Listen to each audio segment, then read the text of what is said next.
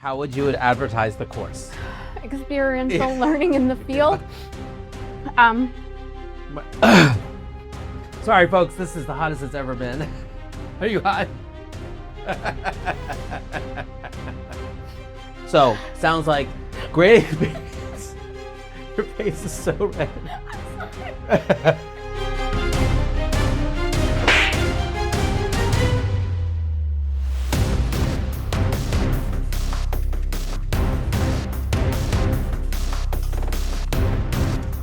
Welcome to Hot Ones PHHP edition, the show with hot wings and even hotter hosts. I'm Jamie Pomeranz. In this take on Hot Ones, we're putting our college's finest through a test of knowledge, endurance, and spice tolerance. Today we have Jerne Shapiro, an instructional associate professor in the Department of Epidemiology. She's here to promote her new course, Public Health Beyond the Classroom. Thanks for being here, Jerne. It's my pleasure, Jamie. How are you with spicy food? Sometimes I'm great and others I'm not. Okay. I'm exceptionally nervous because sometimes hot foods give me the hiccups. So we're gonna go ahead and get started. And with our first question, are you ready? And our first wing? Bring it on, Jamie. Okay, so we're gonna start off with our classic hot sauce. Okay, the first one, which is a 2 out of 10 on the hotness scale. You're doing it with me. I'm doing it with you. Okay, here we go.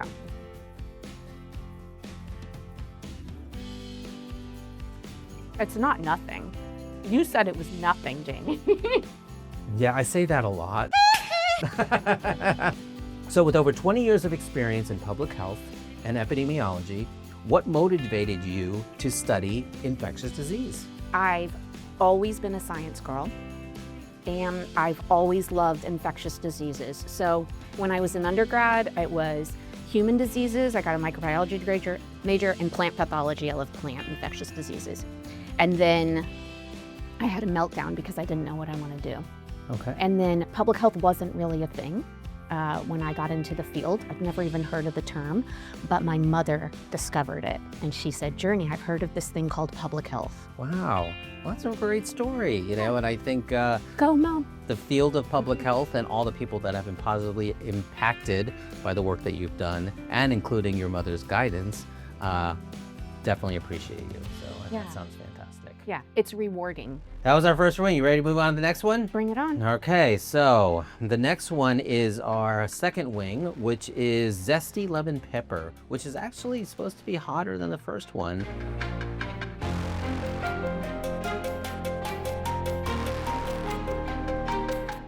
It's a 3 out of 10 on the hotness scale. How about so where I'm give it a shot. There you go. Not bad. I got nothing compared to the first one.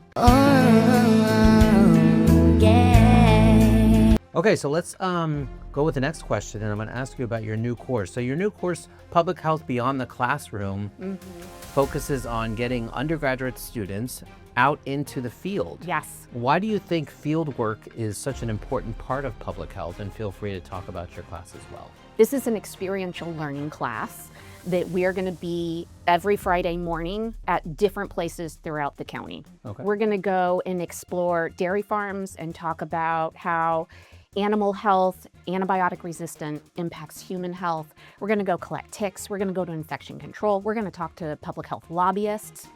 And this is a translation of what you have learned and made assumptions about in the classroom, and then provide a real world context to your learning experience.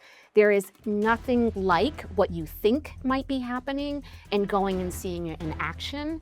And you learn in a completely different modality. All right, so we've gotten through 2 wings. Okay. You ready to Like amp butter? up things? Like yeah, butter? Yeah, exactly. Okay.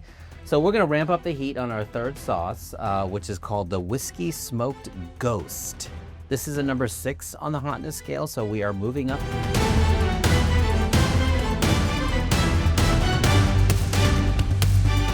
All right, here we go. It's got the tang. It's building. Yes. Okay, This one will sneak up on you. I can feel that. What is one common element of epidemiology that most people often forget about? And why is this important to the field? Oh, context. This is like the number one thing that I try to instill in my students is looking at just data without the context of how the questions were created, implemented, and what was happening policy-wise during the time that might influence the trends that you are that you're finding. I think that we really miss that in the translation of our results. Okay. Yeah. Wow. So all about context. Yeah. Can you give an example? Yeah. So I specialize in infectious diseases, and actually what my students are doing in my infectious disease epi course right now is they're identifying trends for various diseases throughout the state of Florida by county, all right? Okay. So they're looking at data that came out from 2019 to 2023, let's even say. And they're like, oh my gosh, I'm seeing a decrease in maybe hepatitis C. Okay. Why is that? Right? It could be that there's a laboratory change that became less sensitive. It could be a policy change. Or it could be that COVID was happening during that time, and our public health resources shifted from investigating hepatitis C cases to investigating COVID cases. At that time, people also weren't seeking healthcare as frequently. They were being, people were avoiding hospitals, for example. So that data trend might not be real. They all might have started getting tested again in 2023 or 24, right? And we start to see those numbers increase. So it could be an artificial trend in the data based on different, policies and technology that's coming out. Just the numbers by themselves aren't really telling the whole story. It's the context to why we're seeing these changes and these trends, which sounds like what you talk about a lot. All right. Is it bad to coat my tongue before I do the next one? Is that a thing, or is that cheating? Like, I don't know. I don't think it's going to help much, but do your best. All right. So this is my plug. Also, I've got the Greek yogurt because I am leading and teaching an undergraduate study abroad course in public health, One Health, where we're going to look at the intersection of animal, human, and environmental health in Greece. This coming Sunday. Wow. Yes. Okay. So if you want to go to Greece, if you want to work with Greek students and Greek faculty and learn about One Health and hang out with me for a few weeks, summer A of 2027, come and join me. Wow. So in Greece, do they just call it yogurt? Because there's no point in saying Greek yogurt if they're in. Yeah, I would just say yogurt. And you would get it with beautiful Greek honey drizzled on top of it and walnuts. All right. So very good. Your mouth coated? Yeah, I feel like Rocky here. Okay, we're going well. up the final steps. I don't see any blotches. I'm disappointed. I don't hear any hiccups. I don't have any hiccups. No. We're going to move on to the fourth and hottest wing. Okay, and so we are going to this last dab. It's called the last dab, and it's tradition to put a little extra sauce. So your wing is already coated in it, but it's traditional to put one last dab of this sauce onto your last chicken.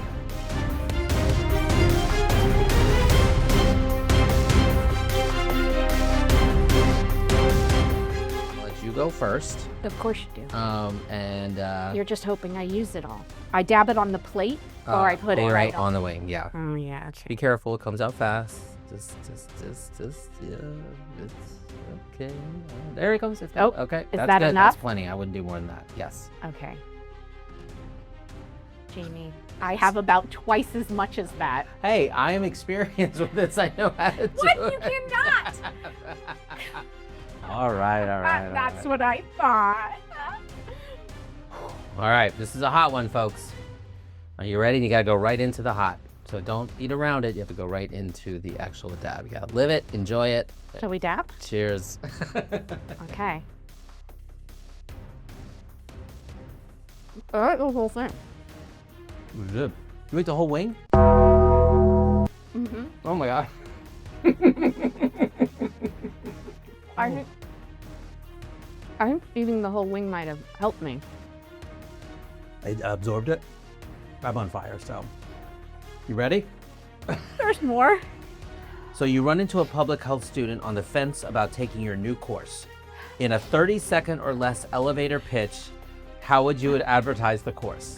Experiential learning in the field. We're gonna have a great time going out to the community. It's legit, isn't it?